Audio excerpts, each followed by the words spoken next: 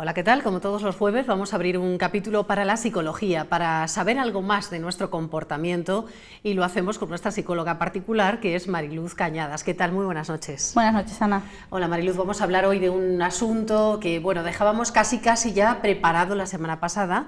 Hablábamos de las fobias y de ahí nos pasábamos a las manías, y de las manías a otra cosa que es el trastorno obsesivo compulsivo. ¿Cómo podemos definirlo?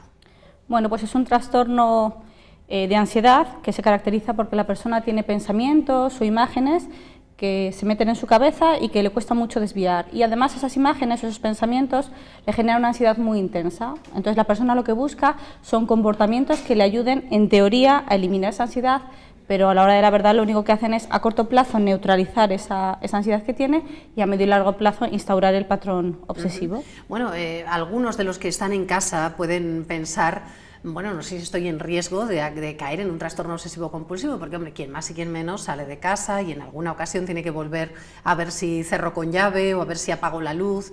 Bueno, hasta ahí es todo normal. ¿Cuándo empezamos a preocuparnos?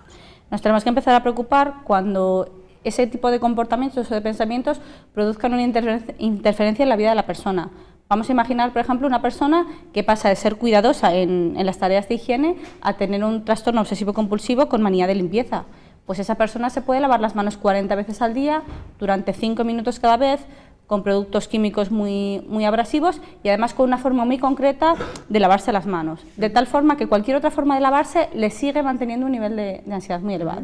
Claro, porque este tipo de trastorno lo que supone es, como bien decías ahora, no solo el hacer una cosa repetidamente, sino hacerla de una manera determinada. Y hay casos, bueno, vamos viendo de fondo algunas imágenes, por ejemplo, de esta persona que aparece en la pantalla, que vamos a ir viendo poco a poco las cosas que repite una y otra vez. Y bueno, a lo mejor la colcha tiene que estar colocada exactamente de esta manera, ella tiene que pasar la mano por la colcha y ahora lo que tiene es que comprobar cómo queda cerrada la ventana, pero además la cortina tiene que quedar así y no de otro modo, ¿no? Claro, además habitualmente este tipo de comportamientos con el paso del tiempo se van complicando, es decir, una persona inicialmente puede necesitar 1 o 2 comprobaciones y a medida que va pasando el tiempo cada vez necesita un nivel de comprobación mayor, por eso cada vez le va interfiriendo más en su vida cotidiana. Bueno, ¿y esto por qué se produce y por qué además hay casos en los que la gente piensa: si no lo hago me va a pasar algo terrible? ¿Por qué se puede llegar a un caso como este?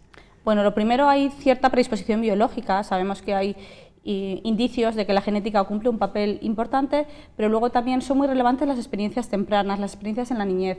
Si un niño vive en un entorno en el que la exigencia y el sentido de la responsabilidad se le inculca de una forma muy elevada y con mucha rigidez, eso favorece que tengan la sensación de que muchas desgracias van a depender de su propio comportamiento. Por eso necesitan comprobar el gas, porque si yo me dejo el gas encendido y me he olvidado y produzco una tragedia, la responsabilidad que voy a tener yo es muy elevada. De hecho, lo que les suele preocupar es que sean ellos los causantes. Es decir, no les suele preocupar que sea otro vecino el que se deje el gas encendido, les preocupa su sensación de responsabilidad.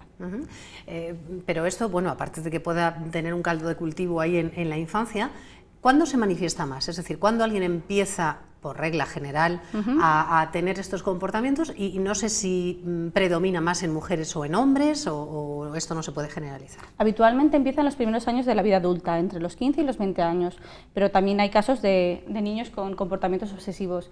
En caso de que la persona empiece a manifestar el cuadro posteriormente, a partir de los 35 o 40, siempre hay que descartar que haya algún problema neurológico, porque en algunas ocasiones, por ejemplo, la aparición de un tumor cerebral puede propiciar que aparezcan este tipo de comportamientos como consecuencia del tumor, no como un trastorno obsesivo compulsivo. Caramba, nunca lo hubiera pensado. La verdad es que estas cosas que nos cuentas ahora es como del Dr. House, ¿no? Que empiezan a producirse cosas muy raras y resulta que todo tiene una razón puramente física, ¿no? Claro. Puede ocurrir. Bueno, ¿y el tratamiento? ¿Cómo se afronta el tratamiento de este tipo de trastornos?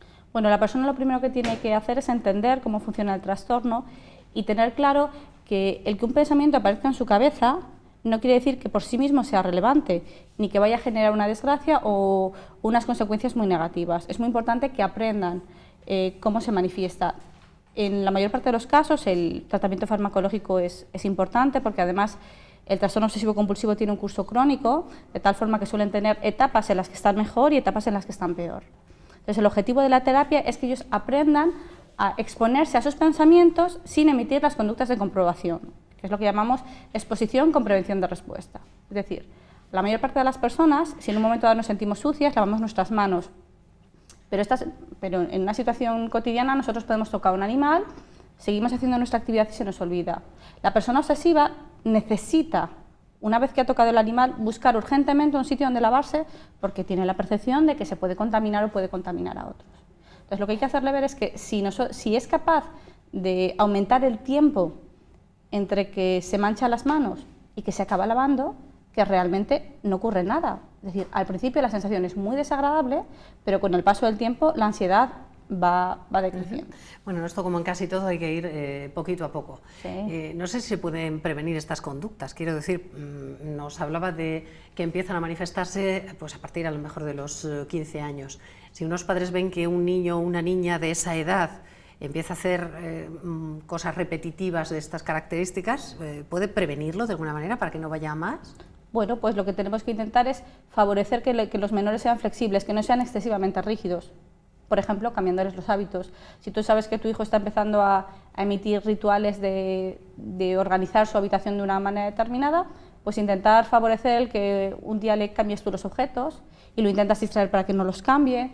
Mantienes la conversación para intentar que él retrase ese tipo de comportamientos, pero evidentemente si eso se mantiene hay que buscar ayuda. Y además estos trastornos, cuanto antes empieza a trabajar, cuanto menos instaurado y arraigado está el problema, más fácil es solventarlo. Bueno, hemos mencionado por ejemplo lo de lavarse las manos o algunas cosas que aparecen en este vídeo que estamos viendo, como por ejemplo comprobar si has cerrado la puerta o has cerrado el coche o las ventanas. ¿Hay otras cosas más raras por la experiencia que tienes? Sí, bueno, hay también obsesiones de tipo sexual, en el que, por ejemplo, las personas pueden tener escenas sexuales que les resultan muy desagradables, por ejemplo, en personas que a lo mejor tengan unas ideas religiosas muy interiorizadas y que esas ideas les generan malestar porque consideran que son pecados o pensamientos blasfemos. Y también en muchas ocasiones están relacionados con el tema de la homosexualidad. Es decir, personas que a nivel teórico, o sea, tienen muy claro cuál es su tendencia sexual, pero en un determinado momento empiezan a dudar. Entonces la sensación de, no, yo sé que soy heterosexual, pero ¿y si me equivoco?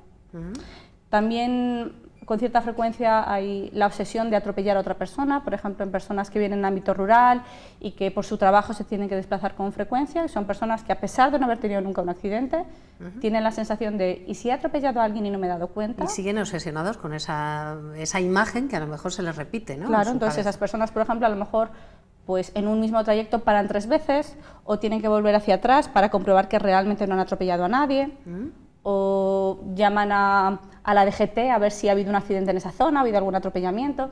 Entonces, ese tipo de comportamientos le genera tantísima ansiedad que al final la que tienden pues a intentar evitar conducir.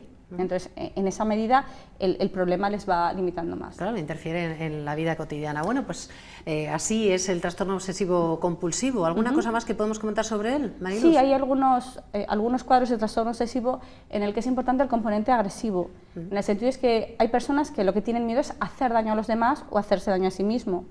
Por ejemplo, imaginar una persona que piense que quiere tirarse por la ventana, aunque tenga muy claro que no tiene ideas suicidas, o que quiere hacer daño a su hijo, aunque en el fondo es muy consciente de lo muchísimo que le quiere. Entonces, muchas veces tiene una connotación moral, es decir, una buena madre, un buen padre, ¿cómo puede tener ese pensamiento? Lo que confunden es que una cosa es que un pensamiento venga y otra cosa es que ese pensamiento se traduzca en acción o que el que un pensamiento aparezca implique que haya intencionalidad por parte de la persona. Bueno, pues así de complicados somos, ya lo ven, lo comprobamos cada jueves con Mariluz Cañadas, que va viendo casos como estos que estamos contando aquí y otros muchos, y después pues nos cuenta aquí algunas experiencias y algunas maneras de enfrentarnos a las cosas raras que nos pasan por la cabeza. Gracias, Mariluz, por haber estado con nosotros un jueves más y hasta el jueves. Gracias, Ana.